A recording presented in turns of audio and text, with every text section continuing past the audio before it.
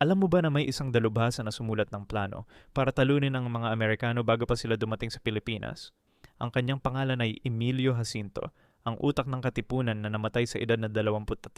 Si Jacinto ang sumulat ng konstitusyon ng revolusyon at mga estratehiyang militar na halos natalo ang mga Espanyol. Pero may lihim siyang pag-ibig sa anak ng isang general ng Espanya. Nagpadala sila ng mga sulat na nagtago sa mga libro. Sa kanyang huling mga araw, nilagnat at may sakit nagsulat siya ng mga hula. Sinabi niya kay Aguinaldo na ang mga Amerikano ay magtataksil sa atin. Hindi nakinig si Aguinaldo. Paano kaya kung nabuhay si Jacinto? Marahil hindi tayo nasakop ng Amerika. Ang kanyang mga plano ay maaaring nagbago sa kasaysayan ng buong mundo. Sa kanyang pagkakamatay, nawala ang pinakamatalinong isip ng ating revolusyon.